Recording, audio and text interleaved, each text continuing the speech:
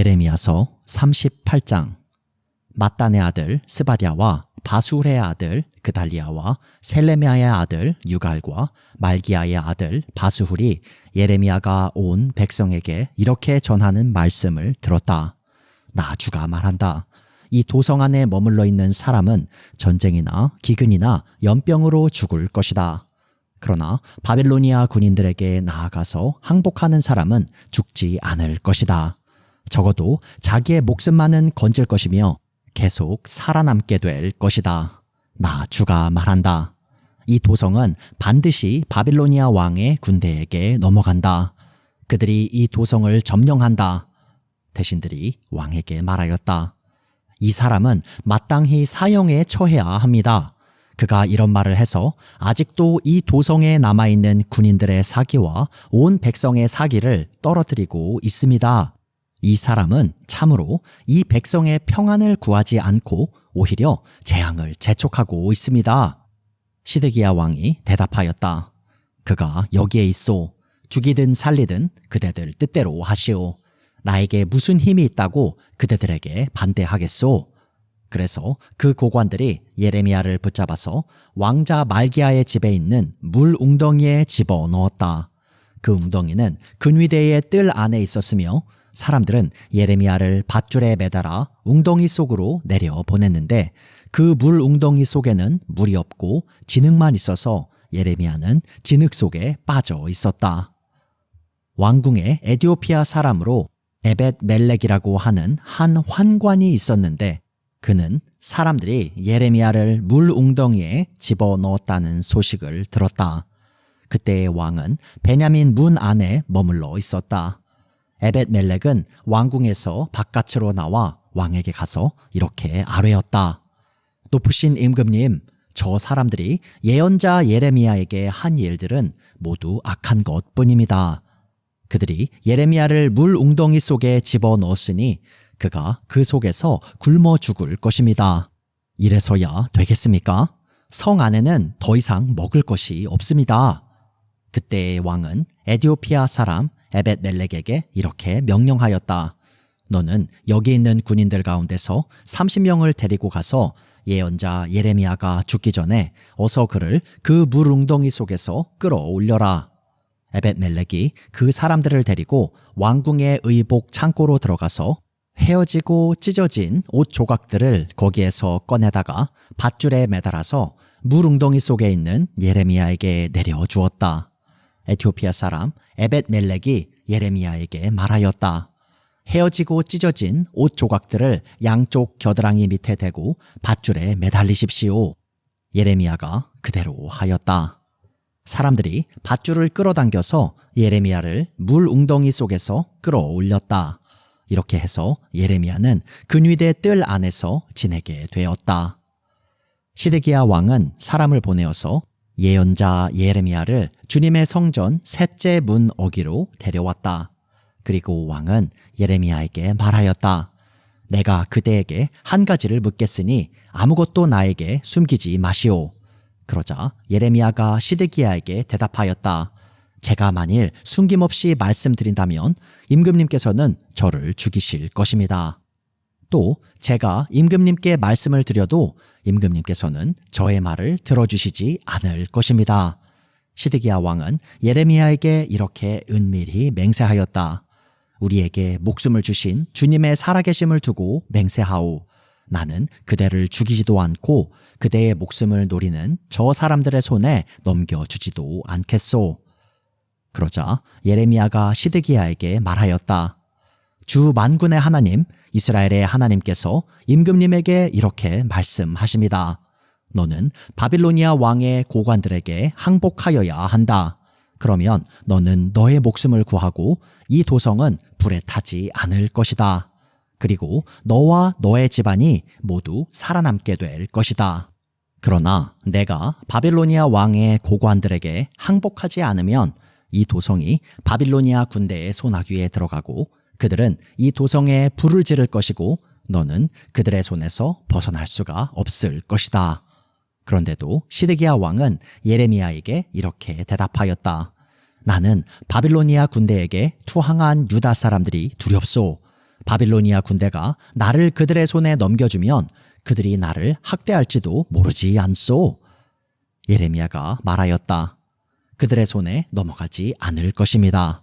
부디 제가 임금님께 전하여 드린 주님의 말씀에 순종하십시오. 그래야 임금님께서 형통하시고 임금님의 목숨도 구하실 것입니다. 그러나 임금님께서 항복하기를 거부하시면 주님께서 저에게 보여주신 일들이 그대로 일어날 것입니다. 보십시오. 유다의 왕궁에 남아있는 여인들이 모두 바빌로니아 왕의 고관들에게로 끌려가면서 이렇게 탄식할 것입니다. 믿던 도끼에 발 찍혔다. 사람들이 너를 속이고 멋대로 하다가 내가 진창에 빠지니 너를 버리고 떠났다. 임금님의 모든 아내와 자녀들도 바빌로니아 군대에 끌려갈 것이고 임금님께서도 그들의 손에서 벗어나지 못하고 바빌로니아 왕의 손에 붙잡히실 것입니다. 그리고 이 도성도 불에 타버릴 것입니다. 그런데도 시드기야는 예레미야에게 이렇게 말하는 것이었다. 이런 이야기를 아무에게도 발설하지 마시오. 그렇지 않으면 그대는 목숨을 부지하지 못할 것이오. 나하고 이야기했다는 것을 고관들이 알면 그들이 그대에게 와서 나하고 무슨 말을 하였으며 또 내가 무슨 말을 하였는지 자기들에게 사실대로 말하라고 할 것이오.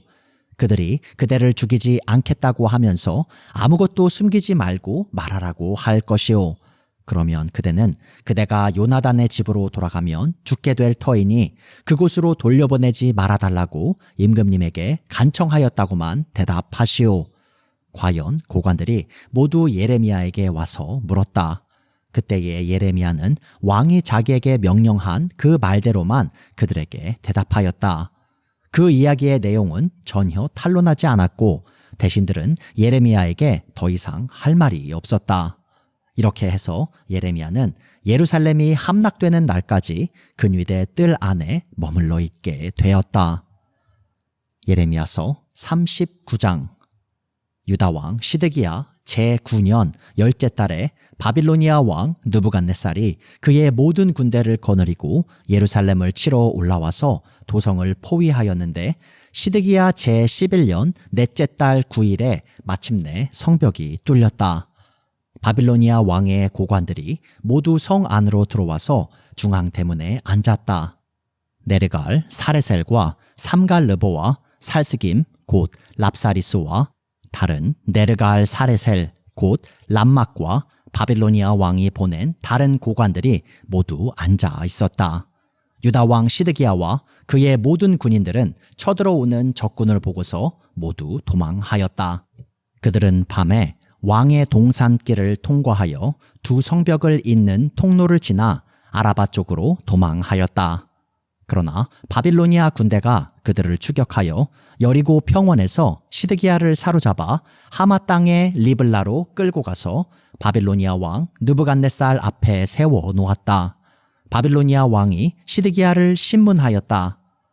바빌로니아 왕은 리블라에서 시드기야의 아들들을 시드기야가 보는 앞에서 처형하였다. 바빌로니아 왕은 유다의 귀족들도 모두 처형하였다. 그리고 왕은 시드기야의 두 눈을 뺀 다음에 바벨론으로 끌고 가려고 그를 쇠사슬로 묶었다. 바빌로니아 군인들은 왕궁과 민가에 불을 지르고 예루살렘의 성벽들도 허물어 버렸다. 그런 다음에 군의대장 느부사라단은 아직도 성 안에 남아있는 백성과 자기에게 투항한 사람과 그 밖에 남은 백성을 바빌로니아로 잡아갔다. 그리고 근위대장 느부사라단은 가진 것이라고는 아무것도 없는 일부 빈민을 유다 땅에 남겨두고 그들에게 포도원과 농토를 나누어 주었다. 바빌로니아 왕 느부갓네살은 군의대장 느부사라단에게 예레미야의 처우를 두고 이렇게 명령하였다. 너는 그를 데려다가 잘 보살펴 주어라. 너는 그를 조금도 해치지 말고 오직 그가 너에게 요구하는 대로 그에게 해주어라. 근위대장 느부사라단과 느부사스반 곧 랍사리스와 네르갈 사레셀 곧 람막과 바빌로니아 왕이 보낸 다른 고관들 모두가 사람을 보내어 근위대 뜰에서 예레미야를 데려다가 사반의 손자요 아히감의 아들인 그달리아에게 맡겨서 그를 집으로 돌아가게 하였다. 그래서 예레미야는 백성과 함께 살 수가 있었다. 예레미야가 여전히 근위대 뜰 안에 갇혀 있을 때에 주님께서 그에게 이렇게 말씀하셨다. 너는 저 에티오피아 사람 에벳멜렉에게 가서 이와 같이 전하여라. 나 만군의 주 이스라엘의 하나님이 말한다. 보아라, 내가 이 도성에 복이 아니라 재앙을 내리겠다고 선포하였는데 이제 내가 한 그 말을 이루겠다. 이 일이 바로 그날에 내가 보는 앞에서 일어날 것이지만 바로 그날에 내가 너를 건져내어 내가 두려워하는 사람들의 소나귀에 들어가지 않도록 하겠다. 나 주의 말이다. 오히려 내가 너를 반드시 구해서 내가 칼에 죽지 않게 하겠다. 내가 나를 의지하였기 때문에 내가 너의 생명을 너에게 상으로 준다. 나 주의 말이다. 예레미야서 40장. 근위대장 느부사라단이 라마에서 예레미야를 석방한 뒤에 주님께서 예레미야에게 말씀하셨다. 그때에 예레미야는 바빌로니아로 포로로 끌려가는 예루살렘과 유다의 모든 포로와 함께 수갑을 차고 끌려가고 있었다. 근위대장은 예레미야를 데려다 놓고 이렇게 말하였다. 그대의 하나님이신 주님께서 이곳에 이런 재앙을 내리시겠다고 말씀하셨는데 이제 그대로 하셨소. 주님께서 말씀하신 그대로 하신 것이요. 그대들이 주님께 죄를 짓고 그분의 말씀에 순종하지 않았기 때문에 그대들이 이런 재앙을 당한 것이요. 그러나 이제 보시오. 내가 지금 그대의 두 팔에 채워진 수갑을 풀어주겠소.